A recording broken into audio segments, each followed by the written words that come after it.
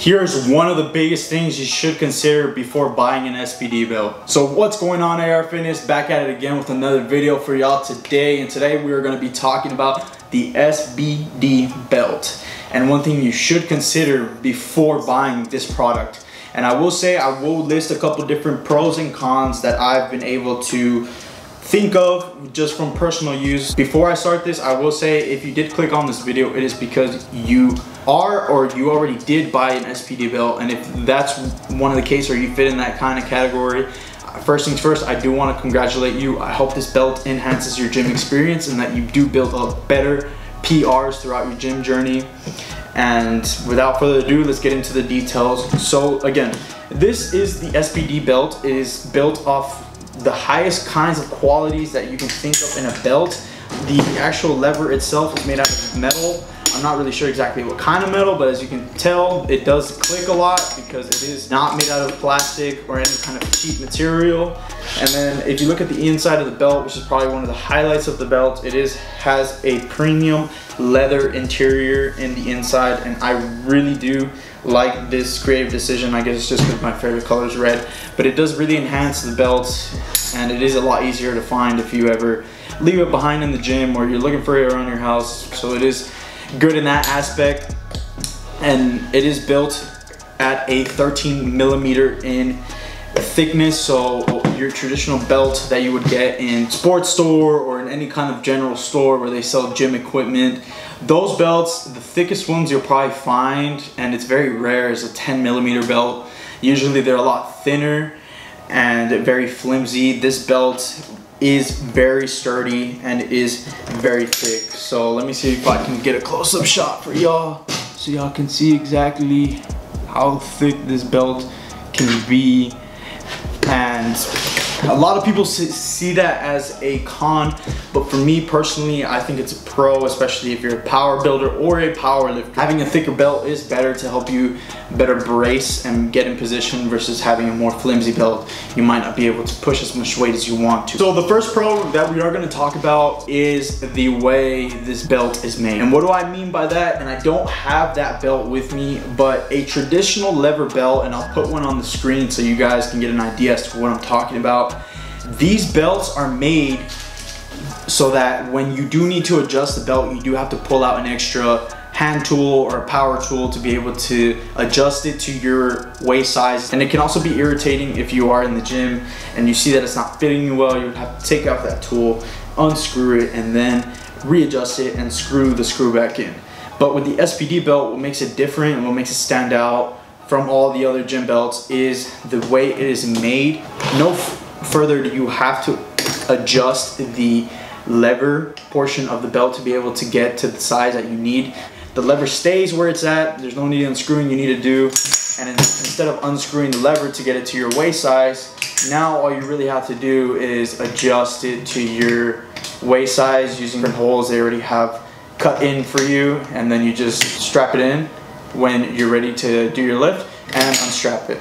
So I think that's probably one of the biggest pros about this belt. If you are a serious lifter in the gym, one of the biggest and most annoying things if you use a traditional belt that doesn't have any kind of lever system, when you want to put it tight, it takes up a lot of energy to pull that belt up, really get it tight enough to your waist, and then when you're done with your lift, it's still very tight on you and you just want to take it off and you can't take it off, and it's very annoying.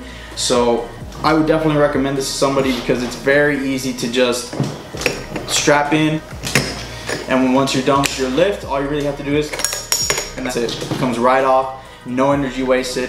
You're allowed to recover thoroughly and properly, right? So that's a pro. And then another pro for me, going back to the adjustability of the belt, is the fact that using this belt, if you are somebody who does train with gym partners or gym bros or gym girls, and you guys work in a group, you can offer this belt to your friends to help them progress better in their lift sessions. For me, that's a deal breaker in terms of buying this belt, because I do like to train with a lot of gym bros that work out with me, and every gym bro that I have is different in waist size. So instead of having just a normal belt or a lever belt, sometimes those belts might not fit them as well, and that's why having this belt would be better for you if you train with gym bros or gym girls, because when you're done using it, all you have to do is snap it off, give it to the next person, let them adjust to what they like, snap it on, and then they can hit their set. The last pro I'm gonna be talking about is how thick the belt is. And I know a lot of you people might see this as a con, but for me, I actually do enjoy that this belt is 13 millimeters, even when I deadlift. When you have a belt that is this thick, it will help you with your lifts. Whether it be 5 pounds, 10 pounds, 20 pounds, 30 pounds, or the current weight that you max out at will probably turn into your old max, so to say. Because in my experience, to give you some credentials, when I was using a normal belt that I got at the store, and I'll show y'all what that looks like. It looks like this, very flimsy, very thin. If y'all can see, let me get a good shot. Very thin. Nothing's wrong with this belt. Let me say that. The only thing is that I did start to get to a point where I was very serious into powerlifting, and this belt does have its limits, I will say that. Now I'm gonna go into some of the cons I could think of about these kinds of belts. First things first, I think the biggest con is going to be the price point. And the reason I say that is because maybe a lot of people don't have that kind of money to be spending on just a gym belt. And that is 100% understandable. As of right now, let me check.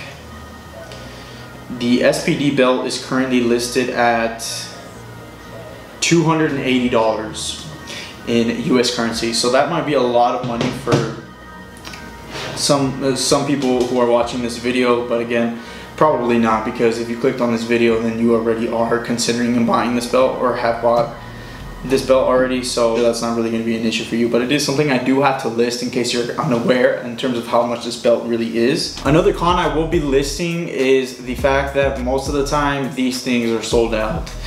If you are somebody who is looking to buy this belt immediately, the chances are that when you go on the website right now, they probably won't have anything available, and that's just something that SBD as a company needs to work on to be able to fulfill more demand from the market. But I guess the final con that I'll be talking about, which was kind of also listed as a benefit, is that this belt is only offered in 13 millimeters in thickness, which depending on what kind of powerlifter you are or what kind of power builder you are, maybe a 13 millimeter belt might not be the best choice for you. But if you are somebody who having a thick belt around your waist or doesn't have good mobility, then I probably wouldn't recommend this belt to you. But I think for sure it is worth to try out, because for me personally, I've never really felt the thickness of the belts, and I have used different kinds of belts throughout my gym experience, and I don't really have an issue with it. But I have had other people who have been using my belt, who are trying out my belt, where they think it's a little too thick for them,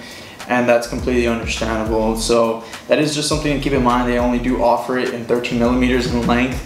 So if that is going to be an issue for you, then I would go ahead and steer away from this belt and maybe look at other 10 millimeter belt options, which would be a good hybrid kind of belt for powerlifting or just general use. The final thing that I'm going to talk about, which is probably why you skipped to the end of the video or you made it all the way to the end of the video, is be aware of your waist size and the way SBD sizes your waist in their sizing chart.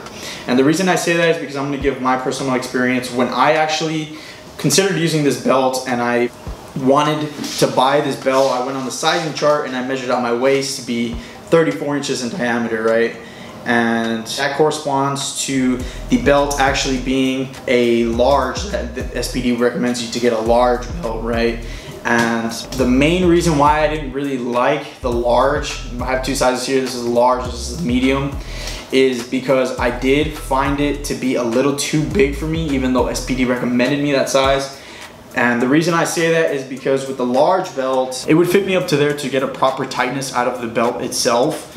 And I just didn't really like that, because for me personally, I do bulk and I do cut, but I don't take it to an extreme level either. So having this extra hole space for me isn't really gonna be necessary, because I'm not really gonna gain a substantial amount of weight to where I'll get extremely big. So I didn't really like that I had to put it at the very end of the hole, knowing that I could possibly lose weight and need it to be even tighter for me to get a proper tightness out of the belt. So I would recommend, if you're somebody who is like me, who doesn't really take their bulks and they're come to an extreme level, to size down from what SBD tells you. So if you're a size 34 like me, for instance, and SBD recommends you to do a large, I would say do a medium. And the reason I say that is because if we take a look at the medium, and it'd be at the very beginning holes to where it'll fit you properly. if you are bulking. So you do have a little bit of room still to be able to gain a little bit more weight before this belt will not fit you anymore. So I think having just a little bit of that room is fine for me. And I do like that I'm able to have more availability to put this belt even tighter, so when I do start going on a cut and I want to get more shredded, I can still utilize this belt in order to get more options to put the belt at a different diameter. So to give my final thoughts, guys, I will say that this is one of the best belts to have in the market for any kind of power lifter or weightlifter. It's very comfortable on the waist, it is very durable, and it has a lot of different sizing options for any kind of gym goer. But I will say this, if you do have the funds and the money to be able to invest in this kind of belt, I would suggest that you do invest in it. You won't be disappointed with your investment. SBD has a great customer service too. They do allow returns in case for whatever reason you didn't really like your belt. They'll send you a refund.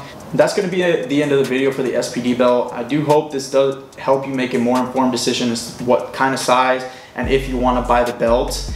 And let me know what kind of content y'all want to see. I know I did change it up for you guys. I want to do different things because right now the content that we're making is very saturated in the fitness industry. So if you guys have any ideas or any kind of gym product reviews y'all want to see, let me know.